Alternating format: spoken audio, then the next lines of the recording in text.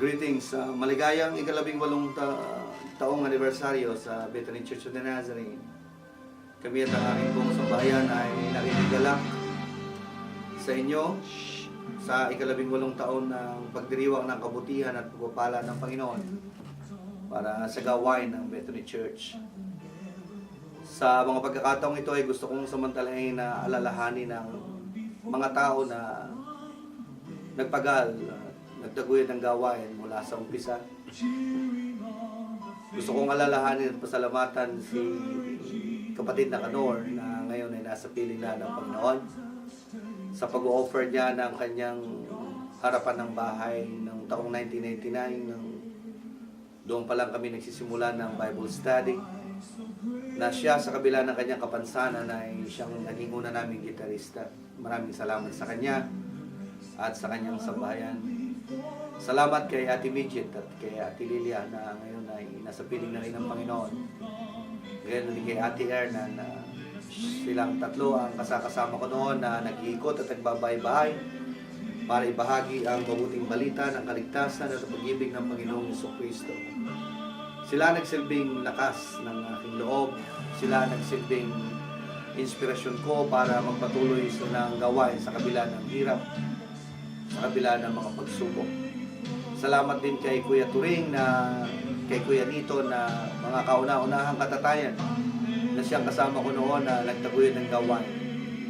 Sa mga pagkakataon na kayo'y nagdadrive ng dump truck na para magakot ng maraming tao para lang makarinig ng mabuting balita, maraming salamat sa inyo. Ang Panginoon na magpapala sa inyong buhay. Sa sandali nang magsimula ang gawain doon sa gilid ng bahay ni Ate Midget ng 1990, kayo rin ang mga taong kasama ko na nagsimula nito. Salamat sa bawat sandali na kaagapay ko kayo. Salamat din kay Reverend Timothy Kim na siyang patuloy na sumuporta at nagpatuloy ng gawain simula ng 1990 bago ito maging ganap na organisadong church ng pangalawa ng linggo ng August, second Sunday of August 1992. It was organized by the late Reverend Clemente Arturo Haman. Ito ay matapos na maitayo ang kauna-unahang building ng church na ngayon ay sa looban na sa bakuran ni kapatid na Jeff and Gina Navarro. Sa tulong ng mga katatayan, sa pangunguna ni Kuya Turing at ni Kuya Nito ay naitayo ang kauna-unahang building noon, maging ang parsonage.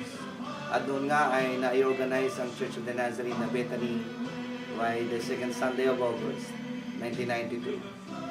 And if you could still remember, nilagay natin sa bote ang inyong mga pangalan, ibinaon natin ito sa lupa. And I know, kung wala nakialam ito, it's still there. Salamat sa inyong lahat. Salamat din kay Reverend Bern Tamayo na nagsilbing inspirasyon ko, mentor, a father, and a brother. Sa mga sandali ng aking panghihina, salamat sa walang sawang pagtaguyod ni Kuya Bern sa gawain. Siya ang patuloy na naging ama-amahan ng gawain nito.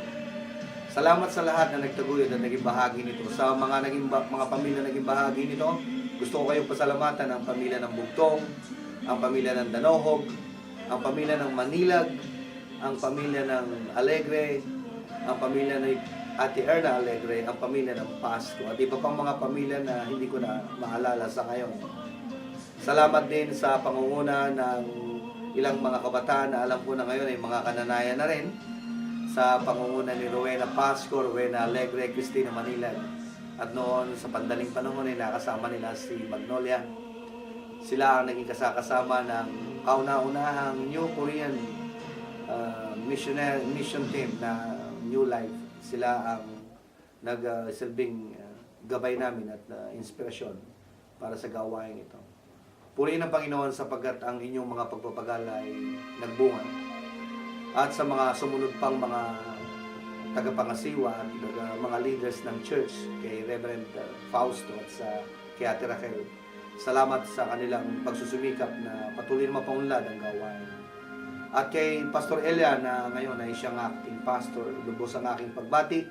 Sumayo ang pagpupala ng Panginoon at huwag niyong kalilimutan na lagi kayong kasama sa aking mga panalangin. Kami at ang aking sambahayan ay hindi namin kayo nakakalimutan At I encourage those members right now and the young people. I encourage you, brethren, suportahan ninyo ang inyong pastor to continue the work of the ministry for the kingdom of God and for the glory of our Lord Jesus Christ. Hindi ko rin makakalimutan at bago ako magwakas ang pag-ibig na nadama ko sa pagkatao ni J.R. Montimayor. J.R., maraming salamat sa iyo sapagat sa mga sandali ng aking kawalan nung ako ay naglilingkod na kasama niyo pa. Hindi ka nagsasawang kumatok sa pintuan ng aming bahay tuwing umaga para lang gamitin ng Panginoon para sa araw-araw namin mga pangangailangan. Nasa puso ko ang lahat ng mga kabutihang ipinunla mo at hindi ko yun makakalimutan. Sa inyong lahat, sa mga kasama ko noon at hindi ko na nakasama na ngayon ay kabahagi na ng Bethel Church of the Nazarene sa ngayon. Sumainyo ang pagpapala ng Panginoon. Nawa ang kanyang pag-ibig, ang kanyang kapayapaan ang sumainyo lahat. Sumainyo po ang Panginoon. Umasa po kayo ng ako at ang aking sambahayan. Hindi lamang pagbati, kundi panalangin ang patuloy namin iaabot at idudulot sa inyo. Maraming salamat po sa inyong lahat at sumainyo po ang Panginoon.